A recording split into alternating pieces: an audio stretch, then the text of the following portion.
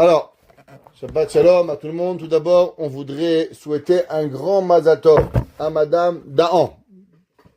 Madame Dahan qui suit notre cours depuis des années et elle a fiancé sa fille ce soir. Alors, on lui souhaite à Madame Dahan et à son mari un grand Mazal Tov et que Kadosh Baruch Hu il donne joie et santé au Khatan et à la Kala et qui construisent un Baït Neheman Israël. Le cours, il sera Be'ezrat Hashem, la Refoua Shelema Bekarov, Akashem lui donne une très bonne santé, une longue santé, à monsieur Shelomo Ben Linda Yafa, que Kadosh Baruch Hu yishlach lo Refoua Shelema Bimera Biyamenu Bekarov, Betor She'ar Chole Amecha Israël. La paracha de cette semaine, Yaakov Avinu. Juste vous mettre un petit peu, qu'est-ce qui se passe. Il y a la semaine dernière, Yaakov Avinu, il revient en Israël après 22 ans d'avoir travaillé chez Lavan, d'avoir mangé de la glace, de ne pas avoir dormi, de s'être fait pratiquement massacrer par son beau-père qui a essayé de le voler, de le tuer, de tout lui prendre. Et Yaakov Avinu, il revient. Et en revenant, malheureusement, sa fille se fait violer. En rentrant en Eretz Israël, Yaakov Avinu, sa femme bien-aimée, Rachel Imenu, malheureusement, elle va lui être arrachée. En tout et pour tout, vous devez savoir que Yaakov Avinu, il va vivre avec sa femme Rachel, pas beaucoup de temps, en tout 15 ans de sa vie. Pourquoi? Parce que 7 ans, il va travailler pour elle, après, il va vivre 7 ans, et après 6 ans, il va travailler pour avoir du bétail, dont 6 et 7, ça fait 13, 2 ans de voyage, 15 ans. 15 ans de vie, Yaakov Avinu va avoir avec sa femme Rachel, la femme qui aurait dû tout avoir. On a déjà fait un cours sur ça. Malheureusement, il va pas l'avoir. Yaakov Avinu va avoir un fils, Binyamin. Et là, Yaakov Avinu, il rentre en Eretz Israël. Et en rentrant en Eretz Israël, il s'est dit, voilà, ça y est, maintenant, on est déjà assez vieux. On a travaillé dur. On mérite un petit peu d'avoir une vie tranquille. Vayeshev Yaakov be'eretz megure aviv. Dia Torah ratza Yaakov Avinu lashevet beshalva. Yaakov Avinu, il a voulu vivre une vie paisible. Dieu, il lui a dit, paisible. Tu crois que les rabbins, ils ont une vie paisible? Tu crois que ça existe, la retraite chez les rabbins? Chez les rabbins, on devient rabbin à 90 ans. De 0 à 90, t'étudies. À 90 ans, tu deviens rabbin. Chez nous, quand est-ce qu'on devient le grand rabbin de la génération? Pas avant 90 ans, ça n'existe pas. Avant 90 ans, t'es encore à l'école, faut apprendre, mon fils. À 90 ans, on remarque. Dans les nations du monde, à 90, c'est chez les vieillards. Là-bas, chez Gaga. Chez nous, c'est là qu'on commence à t'écouter. Tu as emmagasiné, tu as appris. Là, maintenant, on commence à écouter les personnes. La Torah a dit, Ratsa Yaakov Avinu Lashevet, Lechiot Beshalva, Kavtsa Alav Rugzo Shel Yosef. Il va mériter, malheureusement, une guerre, des problèmes avec Yosef Hatzadik qui va venir et qui va lui avoir des difficultés. Yaakov Avinu va avoir, dans ses 12 enfants, il va avoir un petit peu une querelle de fratrie entre Yosef Hatzadik, et ses 10 autres frères. Les 10 autres frères vont être contre Yosef. Principalement, les 4 plus grands. Reuven, Shimon, Lévi et Yehuda. Yosef Hatzadik était le fils de Rachel. Reuven, Shimon, Lévi et Yehuda étaient les grands fils de Léa. Et entre eux, il y avait énormément de discorde. Et Yaakov Avinu, qu'est-ce qu'il va faire? Il va aimer son fils Yosef. Yosef lui ressemblait énormément, dans beaucoup physiquement. Yosef Hatzadik était, dans beaucoup de points de vue, une ressemblance typique à Yosef Hatzadik. Et Yosef, Yaakov va lui apprendre beaucoup de Torah. Il va être appelé Ben Zekunim. Et Yosef Hatzadik va voir ses frères qui faisaient certaines choses qui n'étaient pas d'accord. Alors, il va rapporter à son père. Yaakov va écouter. Les frères n'étaient pas contents et il va se créer une haine, littéralement une haine entre les frères. Yosef avait des prophéties. Yosef a eu ses prophéties sous forme de rêves. Les frères de Yosef pensaient que Yosef était un rêveur et pensaient que Yosef était une mauvaise personne. Alors, ils vont essayer, par tous les moyens, d'enlever leur frère. Pourquoi? Vous savez que dans les Avot, les patriarches, il y avait Abraham et il y avait Yitzhak. Avraham Avinu avait un fils qui s'appelle Yitzhak. Il a eu un fils qui s'appelait Ishmaël. Et donc, Ishmaël a été écarté à cause que malheureusement, il n'arrivait pas à se rentrer dans le chemin de la Torah. Yitzhak a eu 2 enfants, Yaakov et Esav. Yaakov Ishtam Yoshevo Alim, un homme de Torah. Esav, un homme qui aime s'amuser, un homme qui aime perdre le temps, un homme qui aime chasser, un homme qui aime violer, un homme qui ne veut pas se soumettre à aucune limite. La Torah nous dit qu'est-ce qui va se passer. Esav va être poussé et Yaakov va prendre la place. Les frères de Yosef pensaient que Yosef avait exactement le même principe que Esav et Ishmaël. Pourquoi? Vous savez que Esav et Ishmaël, c'est quoi dans la vie le syndrome du mauvais penchant? Eh bien, le mauvais penchant, il est généralement appelé sous forme d'image de Nachash. Vous vous rappelez, on a fait un cours déjà, Nachash Akadmoni, comme le serpent.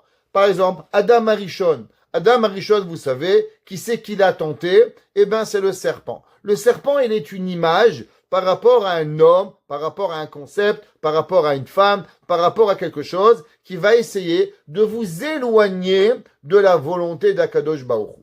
Comment marche le Yetzer Hara? Par définition, le Yetzer Hara marche à travers le Lashon Hara. Un homme qui dit Lashon Hara, eh ben, il est le copain du Yetzer Hara. Il est le copain, malheureusement, du Nachash Akadmoni. Les frères de Yosef, vu qu'ils ont vu que leur frère Yosef était en train de dire du Lashon Hara, Dibatam Bra'a El Aviem, alors eux, ils vont le considérer comment? Comme Esav, il va falloir s'éloigner de Yosef Hatzadik. Et ils vont tout faire pour éloigner leur frère Yosef. De l'autre côté, la Torah nous dit que Yaakov Shamar et Adavar. Yaakov Avinu, il sait très bien que Yosef, il n'est pas un enfant comme Esav. Yosef est un prophète. Yosef a des rêves et a des songes et il est obligé de les raconter. Parce qu'un prophète qui a un rêve, qui ne le raconte pas, il est coupable de mort. Donc c'est pour ça que Yosef, pourquoi il s'est pas tu? Pourquoi Yosef, il n'a pas raconté à personne ses rêves? Quelle était l'obligation de Yosef de raconter ses rêves? C'est à cause que Yosef était prophète. Et il est interdit à un homme de garder sa prophétie, comme le Rambam le ramène. Et Yaakov Avinu va faire un cadeau très spécial à Yosef. Il va lui faire une tunique qui s'appelle Ketonet Passim. Alors, que veut dire Ketonet Passim? Il y a plusieurs explications. Traduction d'abord du mot Passim.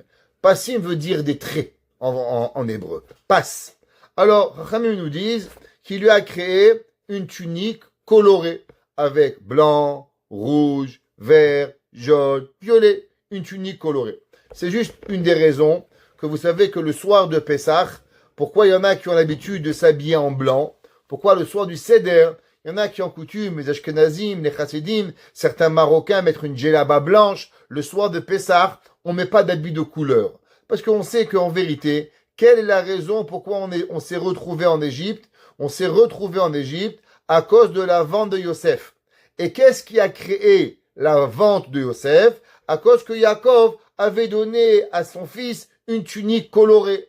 Alors, pour ne pas recommencer à la maison, ah, tu es en bleu, ah, tu es en noir, la bagarre entre les hommes, on s'habille tous en blanc. Comme ça, pas d'histoire, pas de problème, tout le monde, il est pareil. Comme ça qu'il ramène le Chida, le Rav Chida, il dit c'est pour ça qu'on a la coutume de s'habiller en blanc.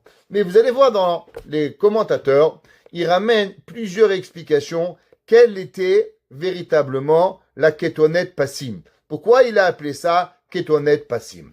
Rashi, il dit, vous savez que veut dire le mot Passim? Passim est un rachetevot, c'est un acronyme.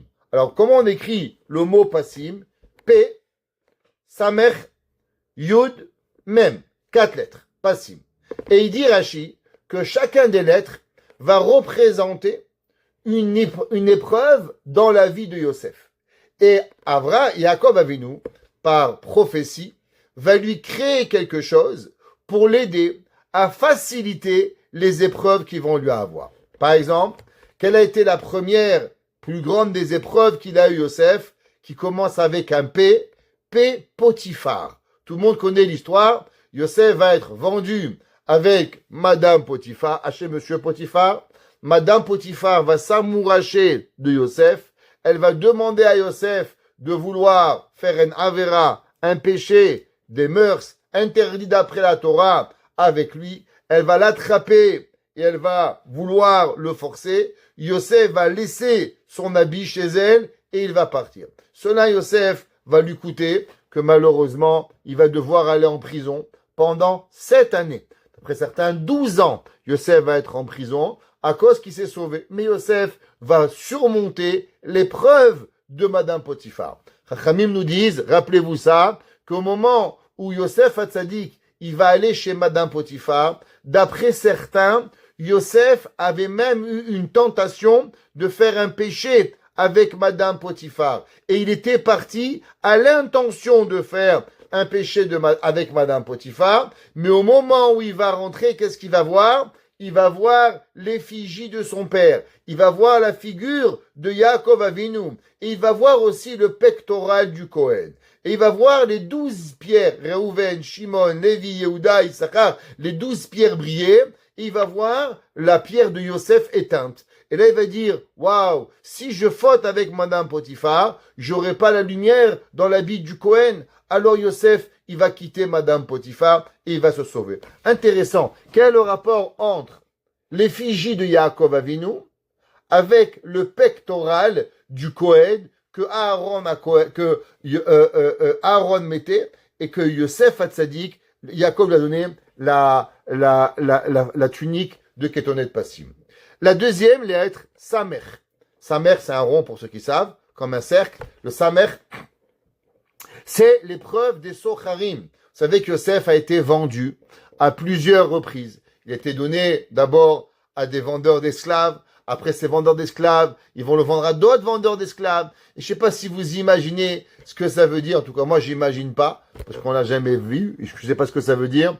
Être un esclave comme un objet est vendu de ville en ville et d'endroit en endroit et d'être à chaque fois remis, Dieu préserve, comme un objet. Et Yosef étant très beau, vous devez savoir que nos chachamim nous disent que Yosef était vendu pas pour ses talents de connaissance, mais il était proposé pour les talents que vous comprenez. Quand un homme est très beau, pour un esclave, alors on ne le vendait pas, bien sûr, pour pouvoir laver la vaisselle ou pouvoir apprendre à coudre les habits. On le vendait pour Bar Minan, faire des gros péchés avec lui. Il était présenté comme un esclave, Dieu préserve même pas notre bouche, on ne veut dire ça, et c'est comme ça. Et que Yosef, il était honteux, il était dégradé au plus grand niveau, le plus grand maître, Yosef Hatzadik, Dieu préserve, c'est comme ça qu'on le présentait. Et la tunique, elle était supposée le protéger. Le Yud, c'est quand il a été vendu à qui? Aux Ishmaélim. C'était les musulmans de l'époque, c'est que c'était pas les musulmans, mais les Arabes de l'époque, l'Arabie, Ishmaël, ok, il n'y a pas de musulmans, l'islam n'existait pas, l'islam n'est venu que beaucoup plus tard, en l'an 622 de notre ère, à l'époque il n'y avait pas d'islam, mais il en reste, c'est que au moment où il va être vendu aux Ishmaélim, c'était pas agréable, la Torah nous dit qu'il vendait des choses qui sentaient mauvais. Yosef a dû subir un voyage terrible. Et la quatrième, Madinim, quand il a été vendu aux Perses de l'époque, il a été vendu encore une fois. Alors c'est ça, ces 4 épreuves qui sont Potiphar, Socharim, Ishmaélim, Madinim. Alors automatiquement, il lui avait créé cette tunique pour pouvoir l'aider avec ces 4 épreuves. On va trouver dans le Midrash une autre explication. Il dit le Midrash, que veut dire le mot passim? Eh ben, le mot passim, c'est en vérité un mot composé. Alors vous savez qu'en hébreu, pas, yam. Que veut dire yam? Yam, c'est la mer. Yam Atichon, c'est la mer Méditerranée. Ouais, Yam Kineret. Ok? Tout ça, la mer veut dire la mer. Yam Souf, encore une fois. Alors que veut dire passim? La Gemara a dit que c'est Yosef Hatzadik a mérité la tunique parce que elle va nous permettre de passer la mer. Alors, juste, on va s'arrêter d'abord ici une seconde. Vous savez, dans la vie, imaginez-vous, vous êtes les frères de Yosef et vous voyez votre père donner un habit à votre frère. Vous, vous êtes jaloux. Vous, vous dites, waouh, il est mieux que moi, mon père, il aime plus. Qu'en vérité, quelle avait été l'intention de Yaakov? Yaakov, il savait très bien que Yosef allait subir d'énormes souffrances. Et pour l'aider dans les souffrances, alors, il lui a donné une tunique. Maintenant, je vous pose une question. Imaginez-vous qu'on serait venu voir les Shvatim. On dit, écoutez, messieurs, est-ce que vous préférez une tunique et toutes les souffrances qui viennent avec, ou pas de tunique et pas de souffrance? Croyez-moi, il n'y a personne qui aurait dit, je veux la tunique avec les souffrances. Être vendu comme esclave, être en prison, condamné à mort, être utilisé comme un objet par des gens. Mais personne veut ça. Mais le problème, c'est ça l'humanité. C'est qu'à chaque fois qu'on voit quelque chose chez l'autre, alors Dieu préserve, on râle. On est en train de dire, pourquoi, et lui et moi, mais est-ce que tu es au courant de tous les problèmes qu'il a? On raconte qu'il y avait un jour, un de nos grands maîtres, le Baal Shem Tov, il y avait ses élèves, ils ont râlé. Pourquoi j'ai tel problème? Et pourquoi j'ai tel problème? Et pourquoi j'ai tel problème? Alors on dit, Rabbi, pourquoi moi j'ai tellement de problèmes? Alors le Rav, il a dit, pourquoi vous pensez que les autres c'est mieux? On dit, pourquoi pas? Je vois mon ami, il a moins de problèmes que moi. Et chacun pensait que l'autre, il avait mieux. Alors le Rav, il a dit, regardez, prenez votre manteau, mettez-le sur le porte-manteau, et je vais faire un miracle. Vous allez pouvoir voir toute la vie de chacun d'entre vous. Et vous allez pouvoir choisir la vie que vous voulez. La vie de A à B, de B à A, de C à D, de E à F, vous allez pouvoir. Et chacun a mis son manteau, et chacun a vu les difficultés de l'autre. Et chacun a vu aussi les facilités de l'autre. Et à la fin, qu'est-ce qu'ils ont fait? Chacun, ils ont repris leur manteau. Ils ont dit, mes problèmes, je les connais. Les problèmes de l'autre, j'en veux pas. Souvent, on pense que la vie de l'autre, c'est mieux. Ils pensent, oui, je divorce, oui, si j'ai pas, oui, si j'ai de l'argent, oui, si j'ai pas d'argent, oui, si j'ai une voiture, oui, si j'ai pas de voiture, oui, si je veux. Est-ce que tu t'imagines?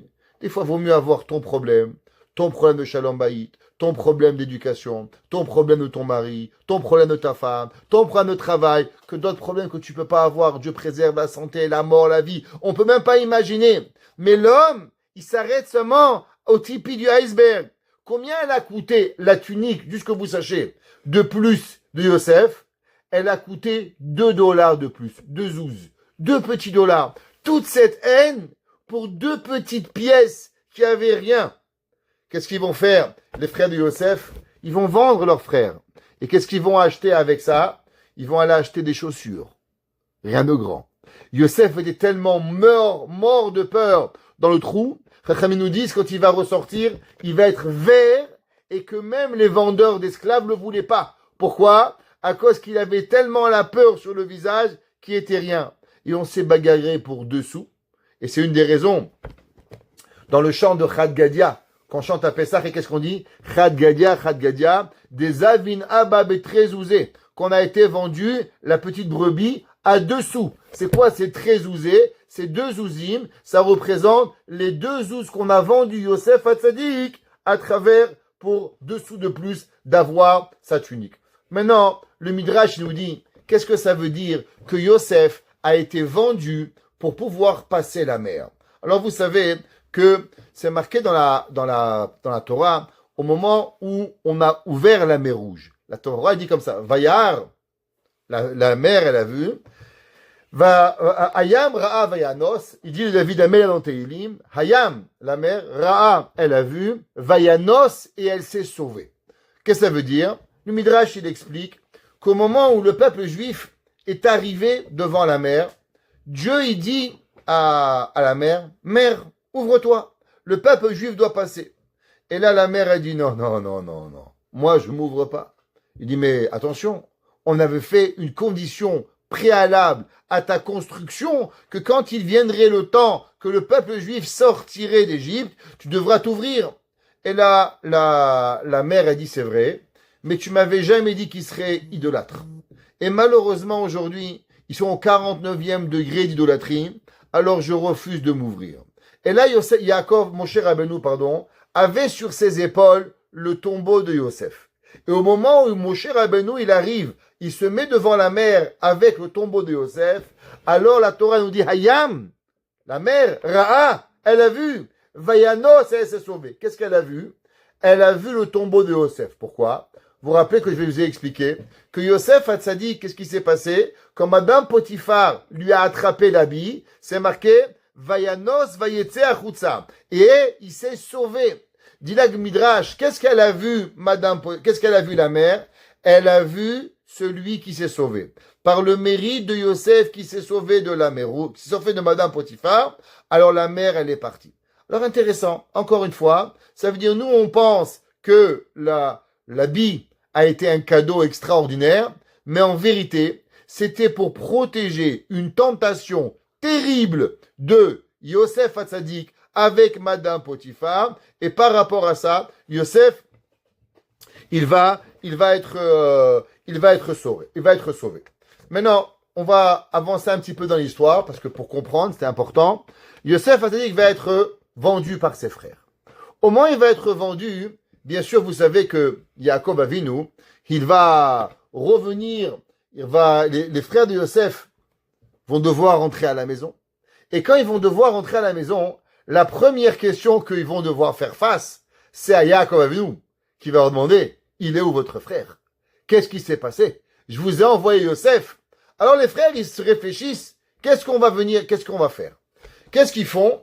Ils prennent un mouton, un chevreau, pour être exact, ils vont tuer le chevreau, et ils vont faire couler le sang dans la tunique de Joseph.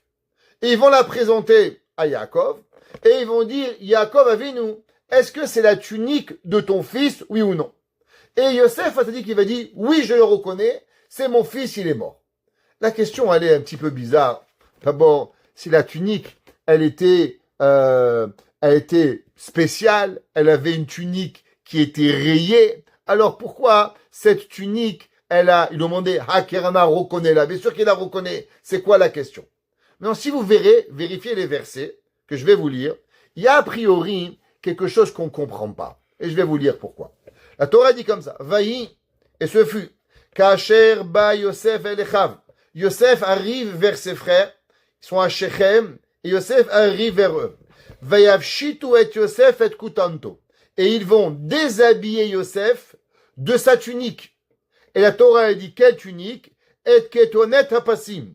Les commentateurs se posent la question, pourquoi la Torah, elle parle ici de deux tuniques? Et ils vont déshabiller Yosef de la tunique rayée. Depuis quand il y avait deux tuniques? Vaïkrou et ketonet Yosef. Et ils vont prendre la tunique de Yosef, Vaïshretu seirizim, ils vont abattre, égorger un chevreau, Vaïdbelu et ketonet badam, et ils vont tremper la tunique dans le sang, Vaishlechu et ketonet apasim. Ils vont envoyer la tunique rayée, Vayavi ou elaviem. Si vous regardez dans la Torah, ça a jamais l'air que Yosef Hatzadik, on lui a pris sa tunique et on l'a trempé dans le sang. On a l'air de parler d'une deuxième tunique. Vayomru zot matzinu akerna ketonet bincha. Est-ce que tu reconnais la ketonet de ton fils? Oui ou non, pour pouvoir y arriver. Le premier qui pose cette question, c'est le Khatam Sofer. Le Khatam Sofer, il dit, moi je comprends rien. Pourquoi la Torah, elle parle de deux kétonettes et pourquoi il y avait besoin de deux kétonettes? Le Khatam Sofer, il dit, vous savez, que Yosef Hatzadik avait cette kétonette. C'était quoi cette kétonette? Kétonette Apassim. C'était pas, vous croyez qu'Yaakov Avinu, il est parti chez un couturier, fais-moi une tunique, bleu, blanc, rouge, drapeau de la France, drapeau d'Amérique. Yaakov Avinu, il parlait à Dieu. Yaakov Avinu, chaque chose qu'il avait, il était spécial.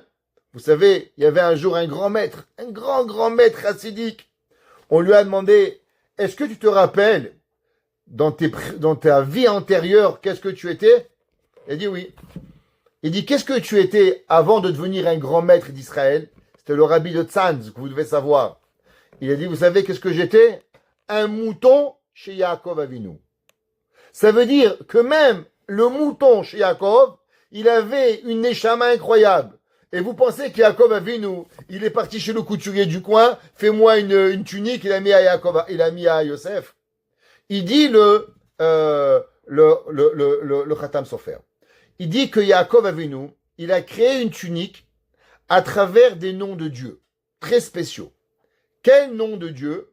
des noms de Dieu qui viennent de la Birkat Kohanim.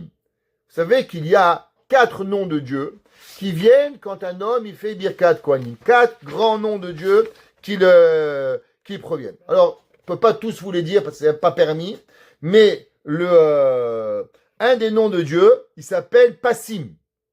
Et il dit le Khatam Sofer que Yaakov Avinu, il a créé cette tunique avec ce nom de Dieu de Birkat Kohanim pour protéger Yosef de tout mal qu'il allait lui arriver.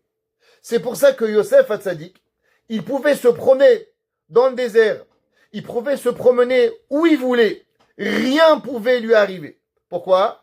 Parce qu'il avait la tunique que Yaakov Avinu lui avait créée, avec laquelle même les animaux sauvages pouvaient pas l'attaquer. C'est pour ça que tout le monde se pose la question. Comment ça se fait que Yaakov Avinu, il a envoyé son fils Yosef voir ses frères, malgré qu'il savait que ses frères voulaient le tuer?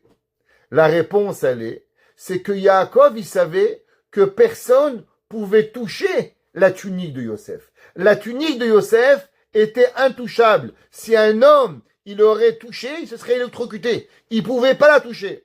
Donc Yaakov, il s'est dit, même si ses frères vont vouloir lui enlever la tunique, ils vont jamais pouvoir. Parce que cette tunique, elle avait une sainteté tellement élevée que seulement pour qui elle avait été créée, alors automatiquement, elle pouvait lui aller. Il pouvait la toucher. Toute autre personne qui aurait pensé juste vouloir la toucher, eh ben, il n'aurait pas pu. Il serait mort. C'est pour ça qu'à travers cette tunique, qui sait que Yosef a dit qu'il va mériter de voir, même l'ange Gabriel. C'est quoi Gabriel? Gabriel représente la Gévoura, représente la sévérité, la rigueur. Mais même Gabriel, quand il voit Yosef, il peut rien lui faire. Pourquoi? À cause qu'il a sur lui la tunique profonde de Yosef Hatzadik, qui est de Yaakov Avinu, qui a été créé. Maintenant, il faut savoir que les frères de Yosef ont été plus malins. Qu'est-ce qu'ils ont fait?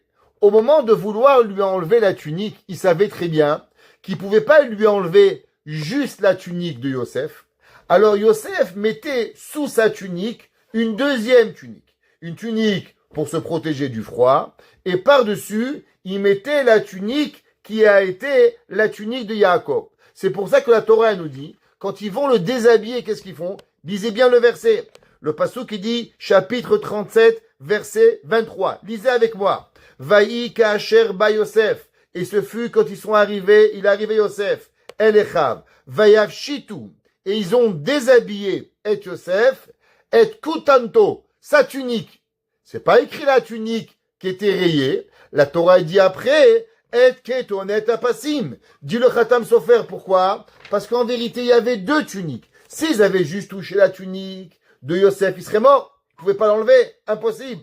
Mais à travers la tunique qui était en dessous, alors ils ont pu retirer la tunique de Yosef Hatzadik et ils ont pu l'enlever et ils ont pu lui donner. Et c'est pour ça que c'est marqué dans le Rashi. Rashi dit Vayav Shitu que Zechalouk et Galapasik chez Osif Loavioter Alachab, qu'il y avait 2 tuniques. Pareil, on va trouver dans le Maharal de Prague. Le Maharal de Prague, il dit aussi, au nom du Maharshal, du Yamshel Shlomo, il dit que ça a l'air en vérité que la Torah, elle pense qu'il n'y a qu'une seule tunique, mais c'est une erreur. Et il dit, Avan Nir Eli, il dit le Maharshal, mais moi ça a l'air, quand j'étudie la Torah, chez Ayulo Shte Kutonot, qu'il n'avait pas une tunique, mais bien 2 tuniques. Et Chad al-Gabe Bessaro, une sur sa peau, et la deuxième que son père lui avait fait. Et la Bishvil dit Batora'am, ou Bishvil Chalomotav ad Kaneshono. Et il dit que, malheureusement, comment ça se fait qu'ils ont pu lui enlever la tunique? Alors il dit le Maharshal qu'en vérité, il n'aurait pas pu lui enlever. Mais du fait qu'il avait dit le Lachon Hara à son père, alors il a diminué la force de cette tunique, et c'est pour ça que ses frères ont été capables de lui enlever. On va voir une autre explication que c'est marqué dans le Khatam Sofer, pourquoi les frères de Yosef ont été capables de lui enlever cette tunique. Dans le Maor Vashemesh, Rav Kolonimutz Epstein, qui était le Talmid de Rabbi Elimelech de Lizinch, pour ceux qui ont oublié, ouais, et il dit que, vous savez, pourquoi ils lui ont enlevé la kétonette qui était avec lui, ouais, il dit, à cause que, quand ils ont voulu mettre Yosef Hatzadik dans le puits, ils voulaient savoir si Yosef Hatzadik était un tzaddik ou Yosef Hatzadik était un rachat. Alors, du fait que Yosef, il avait la tunique, tous les animaux du monde avaient peur de Yosef. Maintenant, ils voulaient savoir, est-ce que Yosef Hatzadik, il était tzaddik à cause que lui-même était tzaddik, et donc les animaux du monde ne peuvent pas faire du mal à Yosef, ou bien non, la seule et unique raison pourquoi ils lui font pas du mal, c'est parce qu'il a une tunique magique. Donc c'est pour ça qu'ils ont enlevé la tunique, et ils ont mis Yosef dans le puits. Pourquoi? Pour voir est-ce que Yosef se faisait piquer. Si Yosef serait mort dans le puits, ça voudrait dire que Yosef, il mérite pas la tunique. Mais si Yosef Hatzadik, il va survivre, alors ça veut dire qu'il a une certaine shmira, il est une personne qui est correcte, même il a pas de tunique envers lui. Et du Uleman, il y a la Mifran. Et pour pouvoir faire ce test-là, qui vont enlever à Yosef Hatzadik la tunique. Maintenant, si vous remarquez, quand les frères de Yosef vont mettre dans le sang, quelle tunique ils vont mettre dans le sang? Ils mettent pas la tunique de Ketonet Passim. Pourquoi ils mettent pas la tunique de Ketonet Passim? Il dit le Khatam Sofer, du fait que la tunique, elle avait été créée avec les 22 lettres de l'alphabet et les lettres qui viennent de Birkat Kohanim. Principalement, qu'est-ce que c'est Birkat Kohanim? Yevarechecha, que Dieu te bénisse. Hachem veishmerecha, que Dieu te bénisse et il te garde. Alors une tunique qui avait été créée pour garder l'homme, comment c'est possible que Yosef Hatzadik aurait pu être mangé par une bête sauvage? Donc qu'est-ce qu'ils ont fait? Ils ont trempé la tunique de Yosef dans le sang, et par-dessous, ils ont mis la tunique de Yosef. Comme ça, quand ils sont arrivés, on les reconnaît. Est-ce que tu reconnais la tunique? Quelle tunique? Pas la tunique qui était rayée, la tunique qui était en dessous. Et Yaakov Avinu, il s'est trompé. Et Yaakov Avinu, il a malheureusement cru que c'est la tunique de Yosef. Alors, il est venu en deuil. Maintenant, pourquoi Yaakov Avinu, il s'est mis en deuil en se disant qu'il va descendre malheureusement en enfer et il ne pourra pas récupérer ce qu'il a fait. Pourquoi Yaakov Avinu? Je comprends, Dieu préserve, que personne ne connaisse de ce que ça veut dire perdre un enfant. Mais pourquoi Yaakov Avinu a employé des mots sévères? Yaakov, il a dit que du fait que mon fils, il est mort, alors automatiquement je vais descendre en enfer. Pourquoi Yaakov Avinu a dit ces mots-là?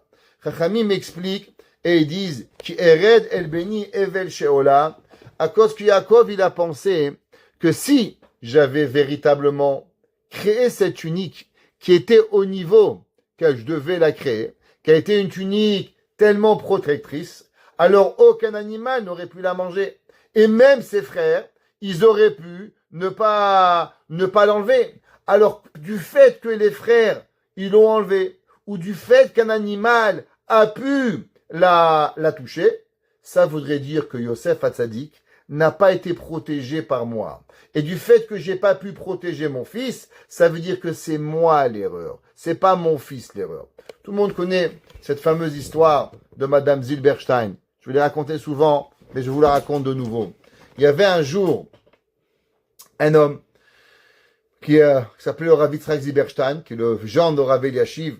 Et un jour, il est venu habiter de Suisse en Israël. Alors, aux alentours de 1950, quand vous arriviez en Israël, alors vous aviez le droit d'acheter certains articles sans taxe. Pourquoi? À l'époque, les taxes étaient de 400% en Israël. Donc, on vous donnait de quoi acheter un frigidaire, de quoi acheter une machine à laver. Pour les Olé Khadash, on vous donnait un bon. Et avec ces bons, vous aviez le droit d'acheter les affaires principaux sans taxe. Parmi ces bons, vous aviez le droit aussi d'avoir une télévision.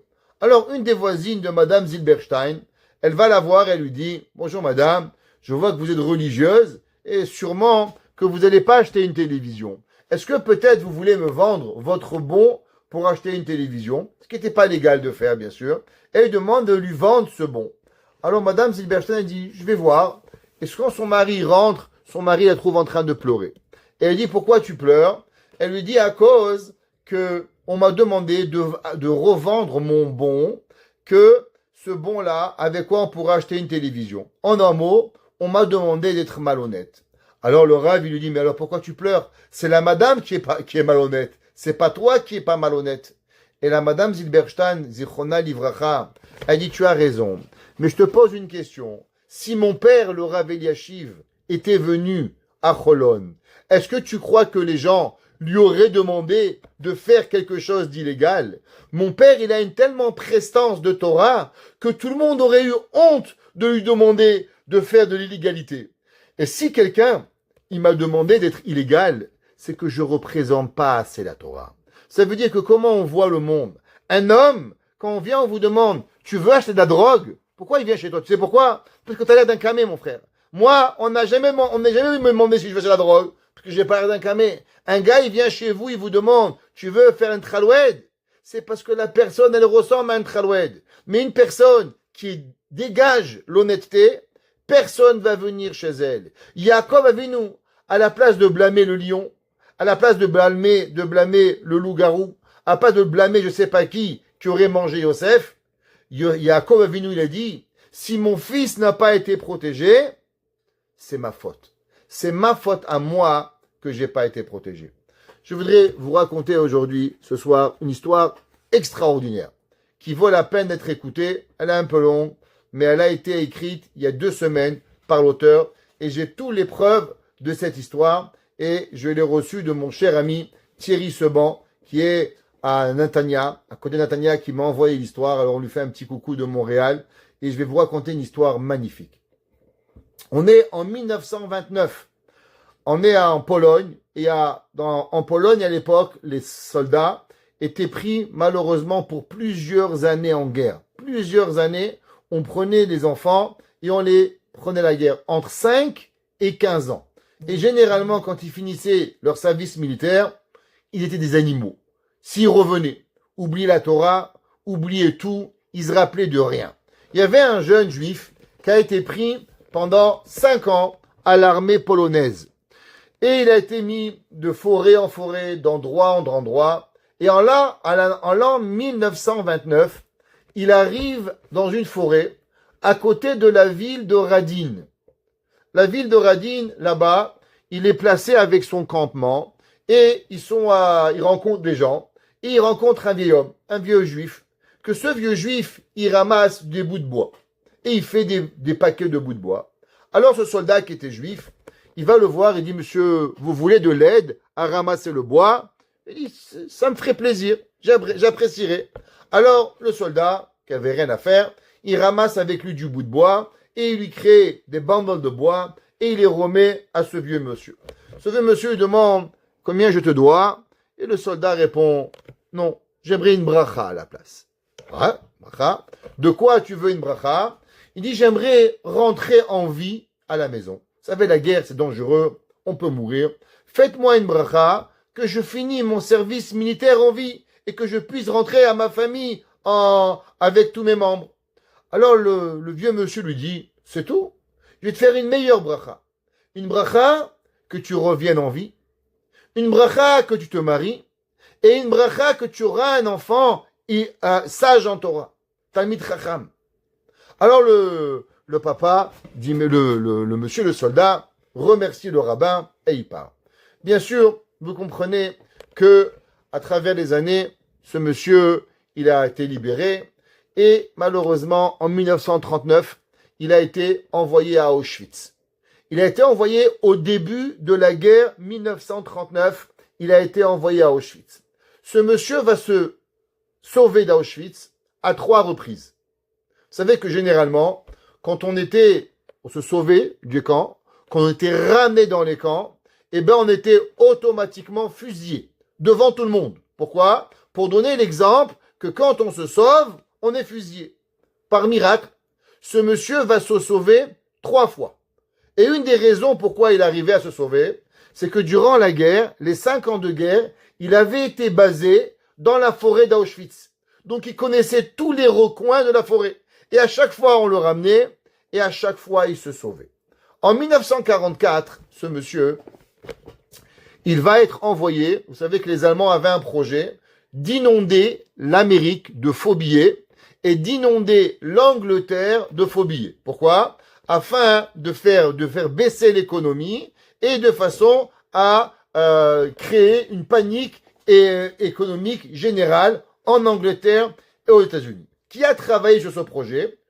Un des quatre, ce monsieur-là, qui était un imprimeur et qu'il connaissait l'imprimerie et il devait créer et imprimer des faux billets.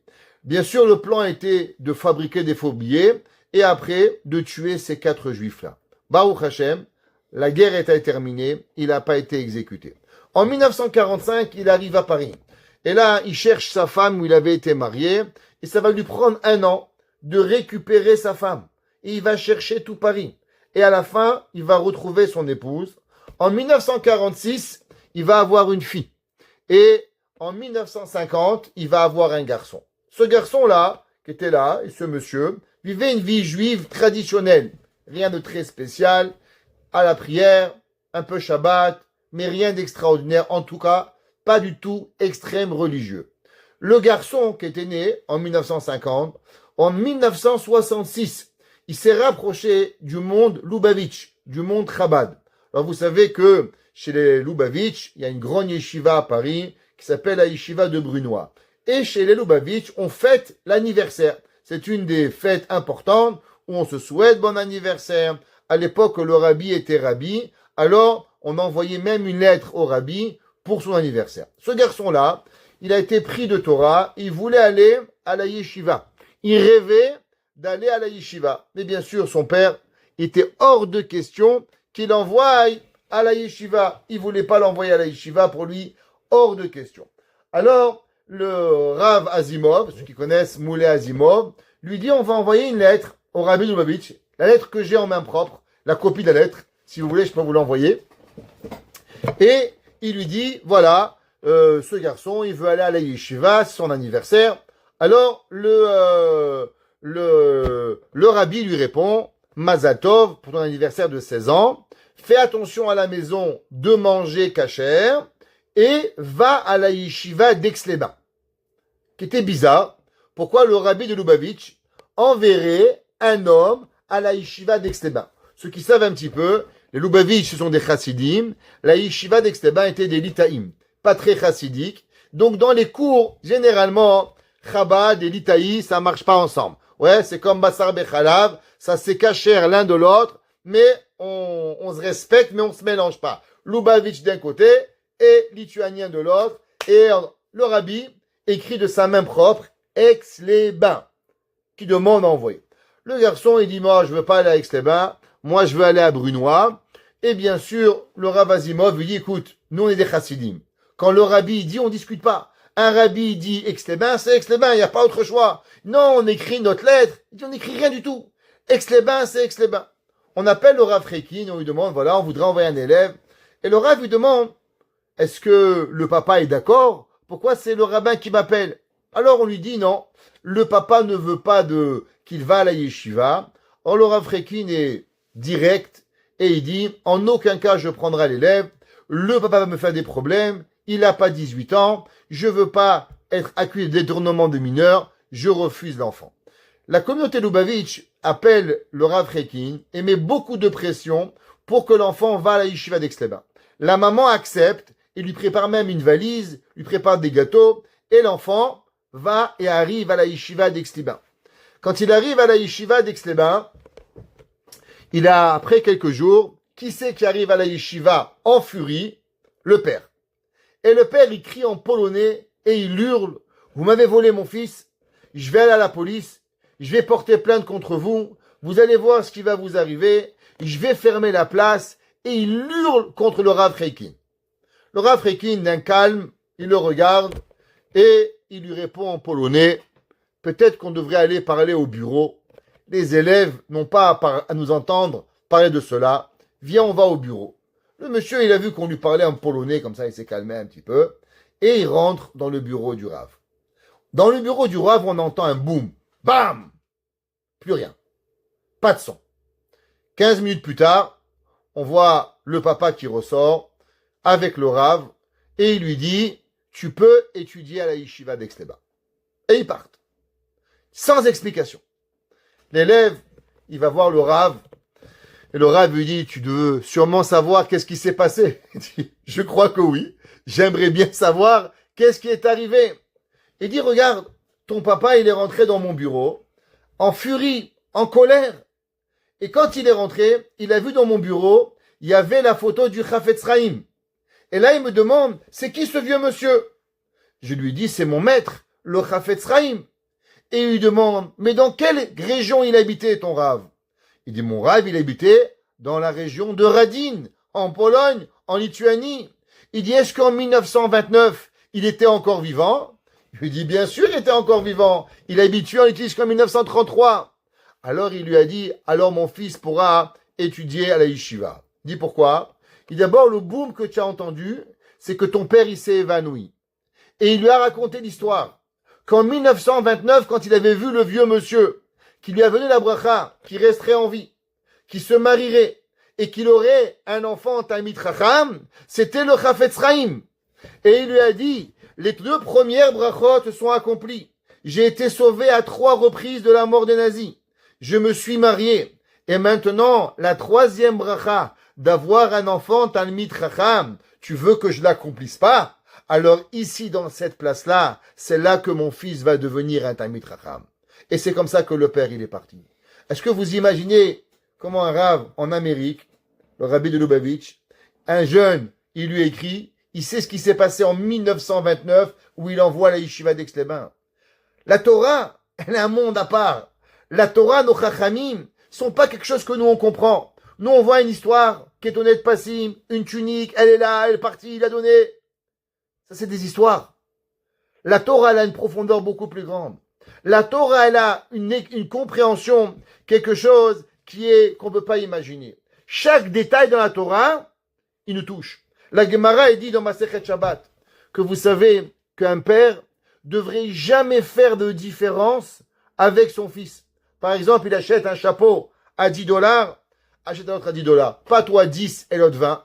La Gemara dit pourquoi? Parce que regarde l'histoire du peuple juif.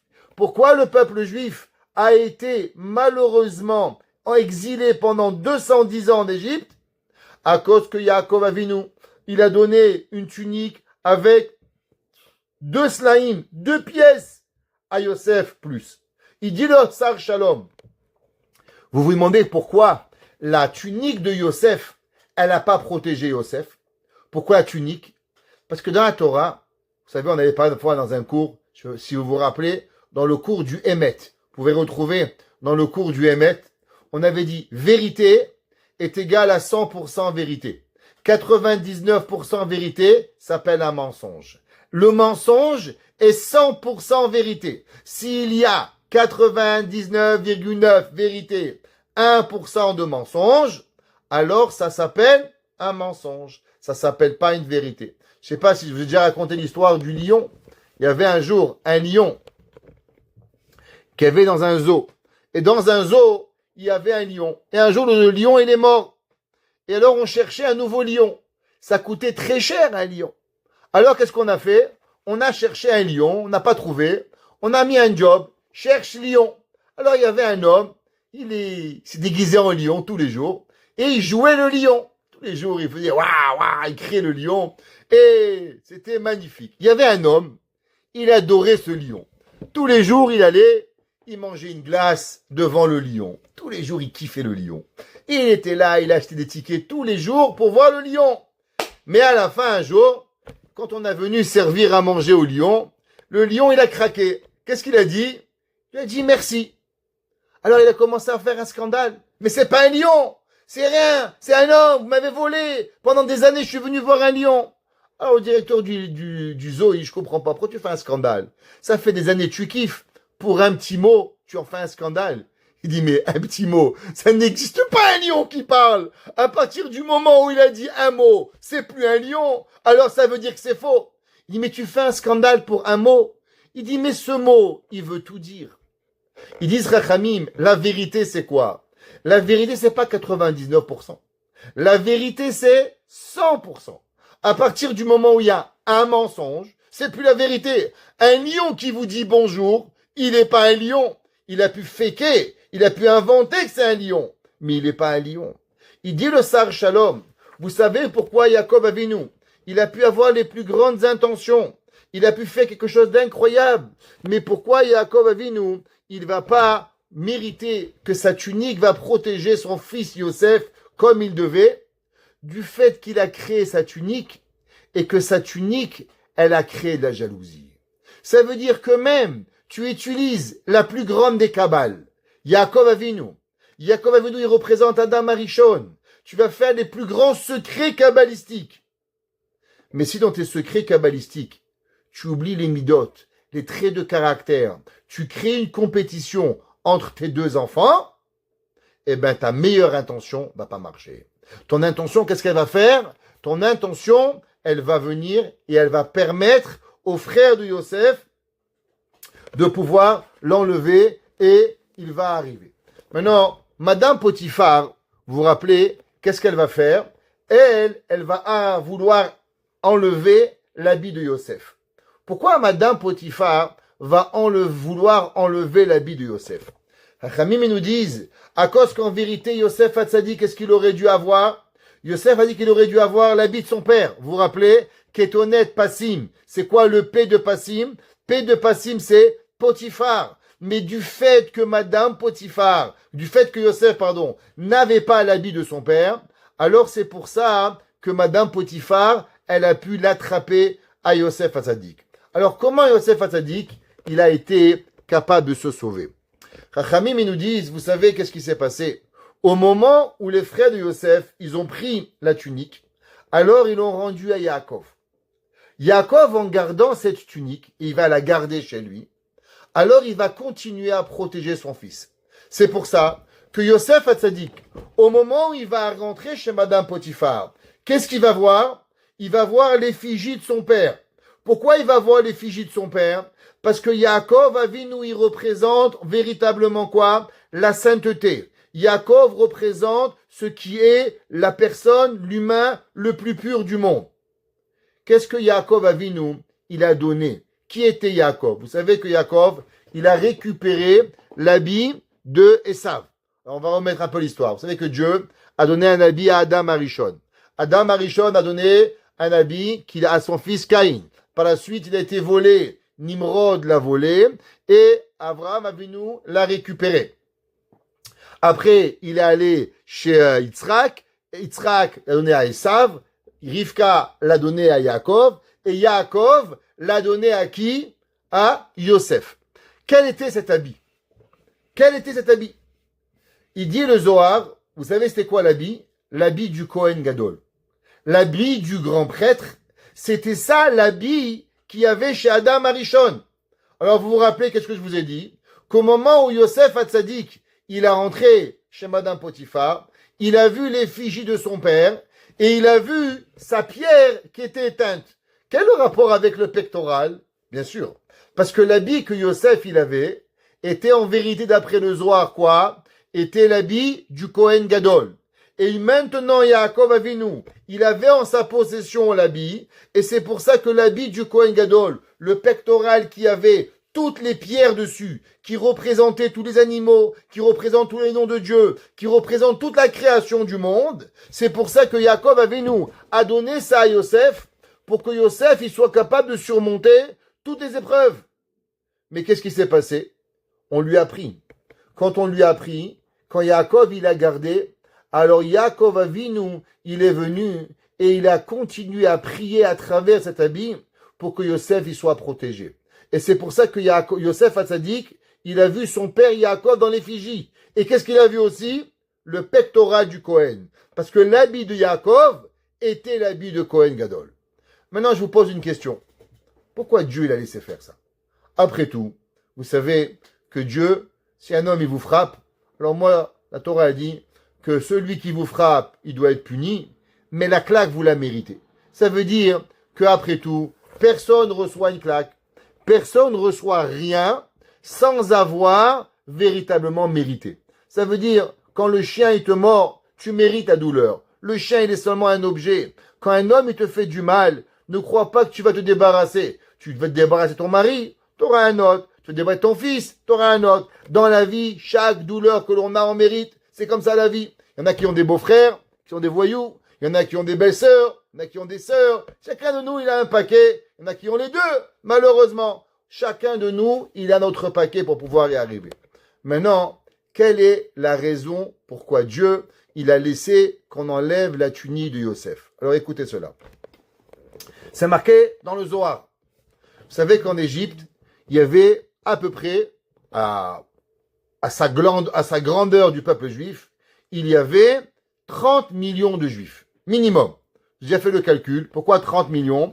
Parce qu'on est sorti 600 000 hommes. Maintenant, il y avait des femmes. Combien de femmes? Minimum 600 000 femmes. Chacun, donc ça fait déjà 1,2 million. Chaque homme et femme, ils avaient un père et une mère. Donc, ce qui fait encore 1,2 million. Donc, on est déjà à 3,6 millions. De l'autre côté, un père et une mère, on est déjà à 4,8 millions. Rajoutez un garçon et une fille minimum par couple, ça vous donne combien? 6 millions. Ça, c'est s'ils ont 2 enfants. Si d'après Khamim, ils avaient 6 enfants, alors on monte. Alors, la Torah nous dit, le Gaon de Vina, il dit que quand on est sorti d'Égypte, minimum 6 millions. Mais on sait qu'il y avait en Égypte combien? On est sorti 1/5. Donc faites 6 fois 5 égale 30. Non, d'après certains, 1/50 ou 1/500. Combien de juifs ont fait des péchés? Combien d'hommes, malheureusement, ont trompé leurs femmes en Égypte? Combien de femmes ont fait des péchés avec d'autres hommes en Égypte? La Torah nous dit, dans les 30 millions, ou les 300 millions, ou les 6 millions, une femme. Une et unique. Comment? Dit la Torah, même si c'était pas sa faute, malheureusement, son mari est parti, et un Égyptien a vu ce monsieur partir. L'Égyptien, il s'est déguisé comme son mari. Il est rentré à la maison et il a allé avec sa madame. La madame, elle pensait que c'était son mari et elle a fait un péché. Ça s'appelait Shelomit Badivri, une femme. Demande Chachamim, comment c'est possible? 30 millions d'hommes, il n'y a pas un qui fait un péché. Ça n'existe pas. 30 millions de femmes, il n'y en a pas une. Chachamim disent bien sûr, il y a eu 2 personnes qui ont été testées. Le premier, Sarah Imenu. Sarah Imenu, elle a été testée chez Paro de faire l'adultère avec Paro. Paro, il lui a promis de devenir impératrice du monde. L'Égypte était le plus grand pays du monde. Comme Madame Cléopâtre, elle était rien par rapport à Sarah Imenu. Cléopâtre, un singe devant Sarah Imenu. La Gemara a dit Sarah Imenu, c'est une beauté incroyable. Et Paro, il lui a dit Sarah, tout ce que tu veux, demande-moi le pays, l'argent, je te donne. Juste sois ma femme, sois ma reine. Sarah Imenu a dit rien. En maintenant et en gardant la sainteté en Égypte, Sarah Imenu, elle a inculqué et elle a créé et formaté la sainteté dans l'Égypte, que grâce à elle, toutes les femmes de l'histoire juive en Égypte ne fauteront pas. Chez les hommes, qui c'est qui a été l'homme qui a été testé avec difficulté de fauter? Yosef. Yosef Hatzadik, Akadosh Baruch Hu l'a mis là-bas pour qu'il surmonte l'épreuve et de façon à ce qu'il va donner la force à qui? À tous les hommes de ne pas fauter. Et c'est pour ça que les Juifs vont être pendant 210 ans en Égypte. Il n'y a pas un homme qui va aller voir ailleurs. Pas un. Même par erreur. Une femme, oui, par erreur. Mais il ne va pas y avoir même pas un homme qui va le faire. Pourquoi? Parce que Yosef, il va créer une sainteté explosive en Égypte. Nous dit le Shelah Akadosh. Si Joseph avait eu la tunique, alors il n'aurait pas eu de mérite d'être séparé de Madame Potiphar. Pourquoi? En un mot, ça aurait été magique. Madame Potiphar ne peut pas le voir. Madame Potiphar ne peut pas le toucher. Alors on ne crée rien avec la magie. On ne peut pas arriver à voir et à donner un canal de sainteté. Comment on arrive à créer un canal de sainteté? On arrive à créer avec un effort. On raconte toujours ce même exemple. Combien de temps ça prend pour créer une autoroute Montréal-New York? 20 ans. Combien d'heures ça prend pour rouler Montréal-New York? 6 heures. Comment tu peux rouler en 6 heures ce qui prend 20 ans à être créé? La réponse est l'inverse. Puisque ça a été créé pendant 20 ans, alors automatiquement on peut rouler pendant 6 ans. On peut rouler seulement pendant 6 heures. David Amelech, il a écrit Télim pendant 70 ans. Nous, on peut le dire pendant 2 heures. Parce que lui, il a pris 70 ans pour l'écrire. Dans la vie, ce qu'il faut, c'est le premier qui crée la force pour être dans la possibilité de donner la Messirut Nefesh à autrui. Yaakov Avinu voulait protéger Yosef. Akadosh Baruch Hu, il a dit, mais en protégeant Yosef, tu vas créer un problème que tu vas pas protéger les autres hommes. On va enlever la tunique de Yosef. Et quand on va enlever la tunique de Yosef, Yosef va être en épreuve, va surmonter l'épreuve et on va arriver. C'est pour ça que quand la mère, le peuple juif, est arrivé à la mère, elle a dit, je refuse de m'ouvrir. Pourquoi?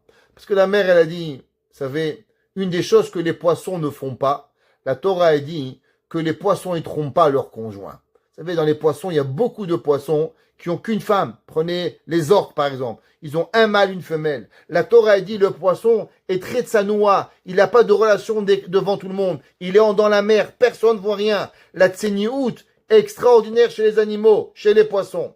La mer, elle déteste le non-pudeur. C'est pas pour rien que les gens se font non-pudeur devant la mer. Pourquoi? Parce que la mer, elle représente la pudeur, et où les gens, ils veulent enlever la pudeur devant la mer. Vous posez pas la question pourquoi les plages, c'est pas pudique, parce que la mer, par définition, elle représente la pudeur.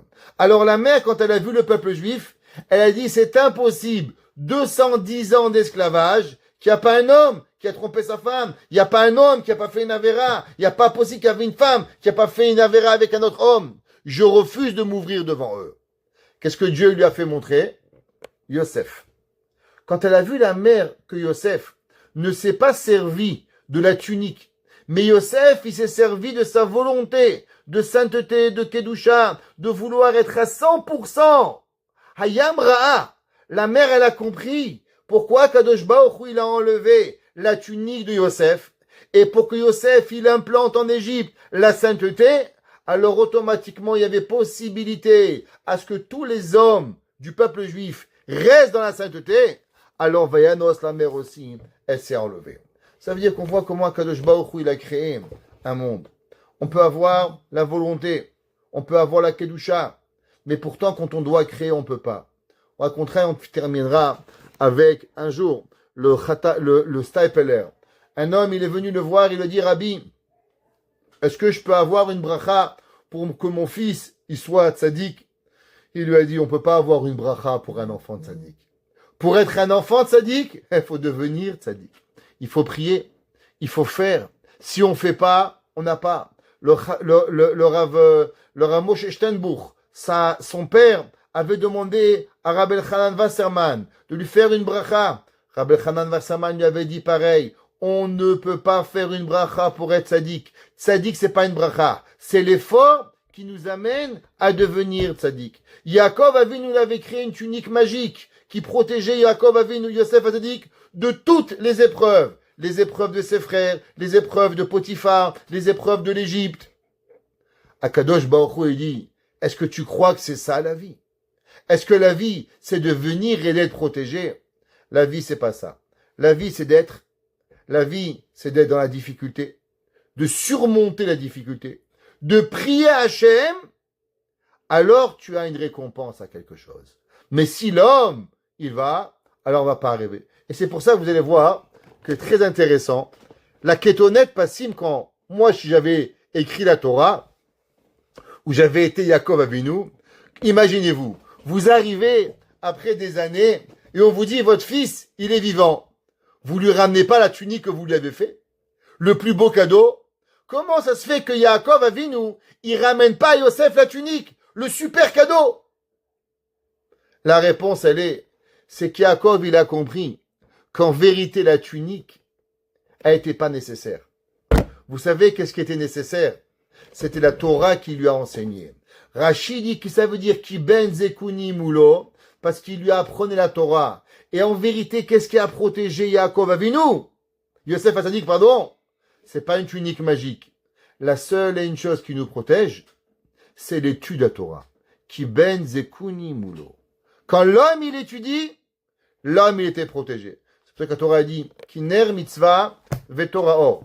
La Torah, elle est considérée une bougie. Quand vous faites la bougie, elle brûle, alors vous êtes protégé. Mais la Torah, elle protège à chaque moment. Parce que la Torah, elle a une force de pouvoir nous protéger à chaque moment, à chaque seconde de notre vie. La Torah, elle va nous protéger. Et c'est pour ça que Yaakov, quand il revient en Égypte, après n'a pas avoir vu son fils pendant 22 ans, il lui ramène pas une tunique. Mais qu'est-ce que Yosef va envoyer à son père? Son père va envoyer Yosef, il va lui envoyer de l'étude de la Torah. Il va lui envoyer la page du Talmud où ils étaient. Pourquoi? Pour lui dire, papa, est-ce que tu sais qu'est-ce qui m'a protégé? C'est une seule et unique chose. L'étude de la Torah. La Torah nous protège. Le monde dehors est un monde de fou. Le monde dehors est un maboul. Le monde est Sdom Va'amora. Si on veut s'en sortir, mesdames et messieurs, n'essayons pas de chercher des trucs. Chacun me demande, rabbin, une petite ségoula, rabbin, un petit truc. Il n'y a pas de petit truc. La seule et unique façon de pouvoir se protéger du monde, c'est la Torah. Le cours du mercredi, le cours du jeudi, les Teilim, Shacharit, dimanche, le cours du rabbin avec sur le Rambam, l'autre sur Chodesh Honara. C'est ça qui nous protège. Et si on veut arriver à pouvoir passer les années encore, ou les mois, ou les secondes, j'espère des secondes, avant que Mashiach il arrive, la seule et unique chose, c'est notre étude à Torah.